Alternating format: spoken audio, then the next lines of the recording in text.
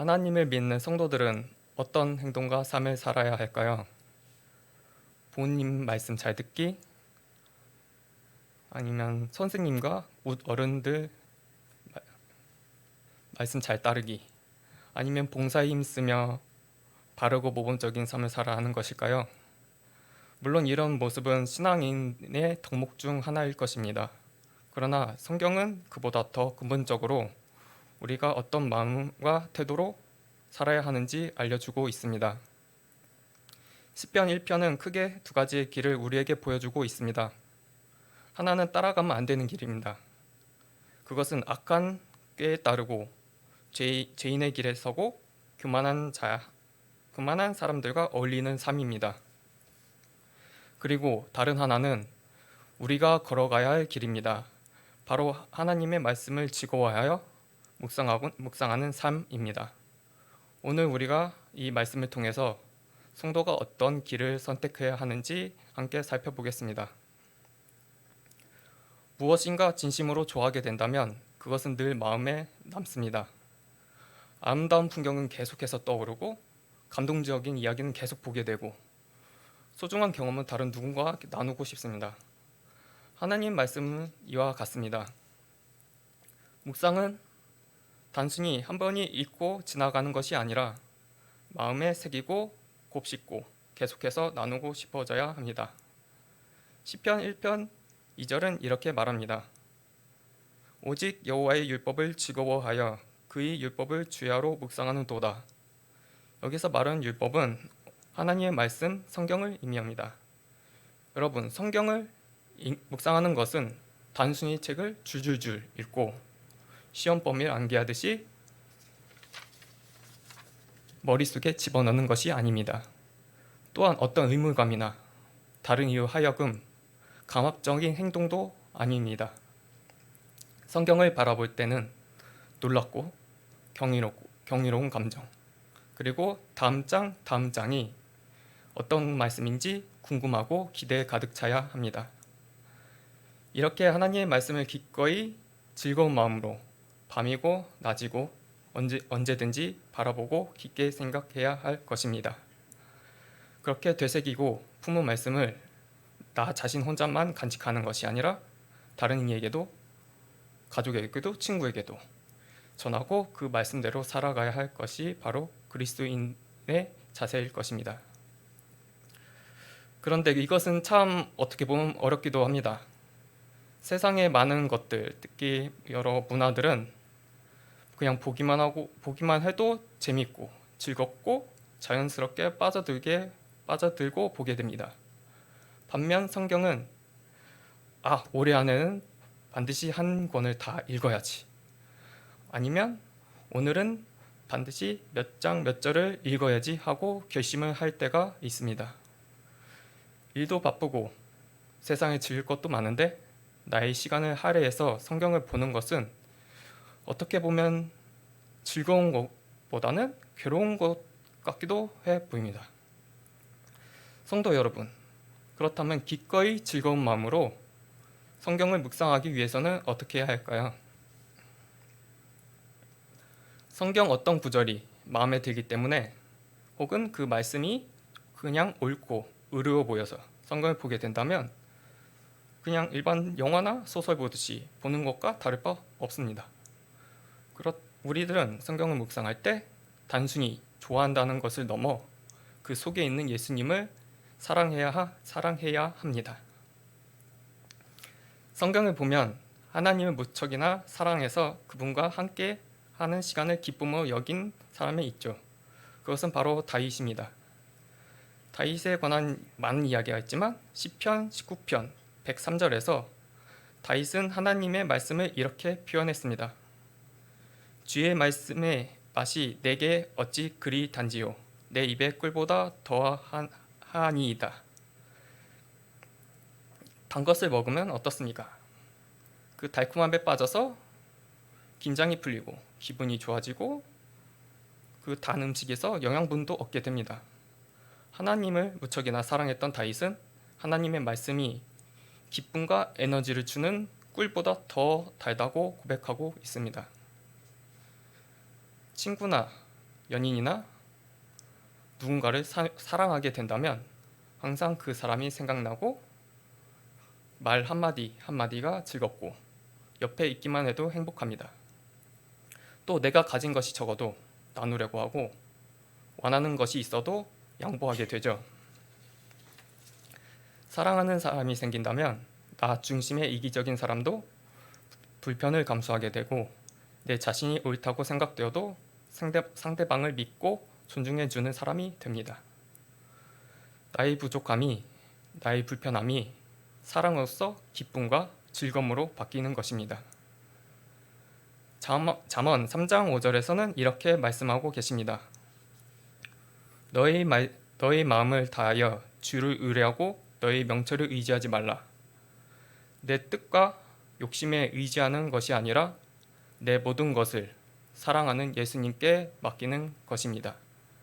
그리고 예수님이 우리를 사랑하던 그 마음을 아주 조금이나마 본받고 행동할 수 있도록 노력해야 할 것입니다.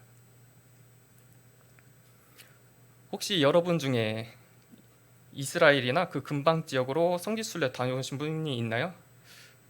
저는 아직 가보지는 않았지만 주위에서 들은 얘기로는 대부분 자갈과 모래로 이루어진 땅이 대부분이라고 합니다. 또한 날씨도 매우 건조하고 비도 잘 오지 않는다고 하죠. 이스라엘에 있는 지역은 우리나라와 전혀 다르게 비는 자주 오지는 않지만 한번 비가 내리게 된다면 물 한 방울 없던 메마른 땅에 급류가 쏟아져 강이 생기기도 합니다. 또 그렇게 생긴 강은 하루아침에 온데간데 사라지기도 합니다.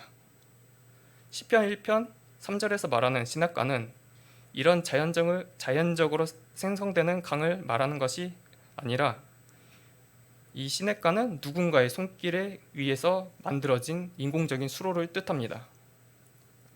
그냥 흩어져 있는 잡초나 풀이 아니라 그래서 언제 없어질 게을물이 아닌 심어진 작물들과 나무들이 그 자리에 박혀서 풍성하게 자랄 수 있도록 물과 영양분을 공급해주는 인공적인 강을 말하는 것입니다.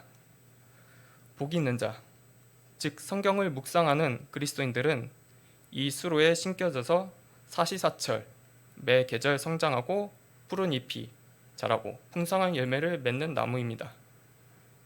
이 생명수는 내가 열심히 성장해서 내가 풍성한 열매를 맺어서 받는 것이 아닙니다. 내가 신앙생활을 열심히 해서 누군가를 많이 전도해서 남을 도와주고 착한 선행을 해서 받는 보상이 아닙니다. 오직 하나님을 믿고 따르기만 한다면 그 땅에 뿌리를 내리고 받을 수 있는 축복입니다. 하나님 말씀에 뿌리를 내리게 된다면 때로는 악조건이 닥쳐와도 하나님의 생명수를 통해서 꾸준히 영적 성장을 이루고 일상의 어려움 속에서도 흔들리지 않고 견고하게 만들어줄 것입니다. 성도 여러분, 하나님 말씀을 통해 여러분도 영적인 양분을 지속적으로 공급받고 성장할 수 있기를 소망합니다.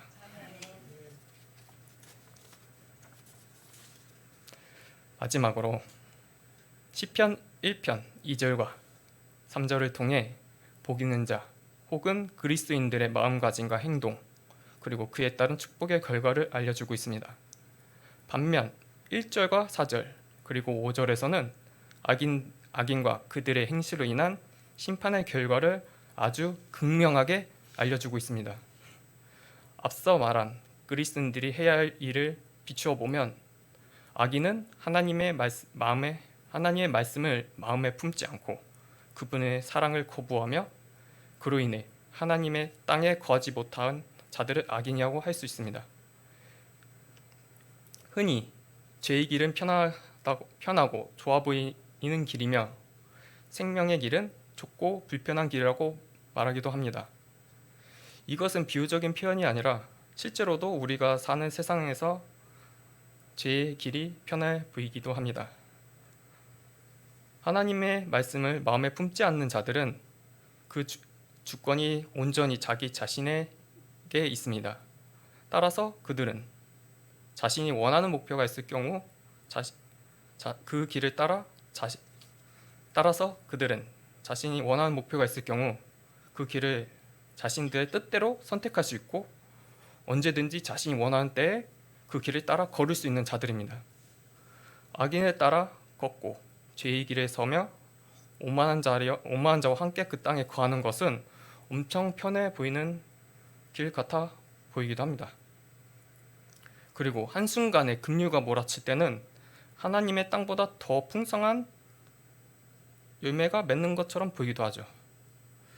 그러나 악인의 땅은 당장 내일이라도 없어질 매우 위태로운 곳이며 조금만 바람이 불어도 휙 날아가 버릴 그런 메마른 땅입니다. 죄를 지으는 오만한 자의 최후는 바로 이것입니다. 우리들은 세상을 살아가면서 편한 길을 선택하는 경우가 종종 있습니다. 높은 성적을 받고 좋은 직장에 들어가고 아름다운 배우자를 만나고 더 풍성하고 부유하게 살기를 원합니다. 물론 목표를 세우고 준비를 하고 실행하는 것은 나 자신을 더욱 발전시키고 성장시키는 중요한 요소 중 하나입니다. 하지만 그 속에 하나님에 대한 말씀이 없다면, 즐거움이 없다면, 하나님을 향한 사랑이 없다면 항상 불안하고 그 불안을 채워줄 더 큰 무언가를 찾게 될 것입니다.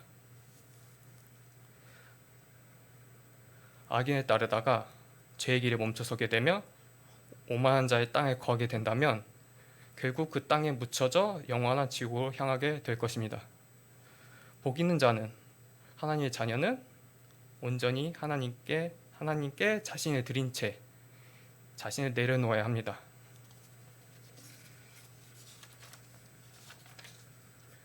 예수님을 사랑하는 마음으로 말씀을 묵상하고 그 길을 따라 한 발자국 한 발자국 나아가게 된다면 영원한 영광의 길로 들려 올려질 것입니다. 네, 기도하겠습니다.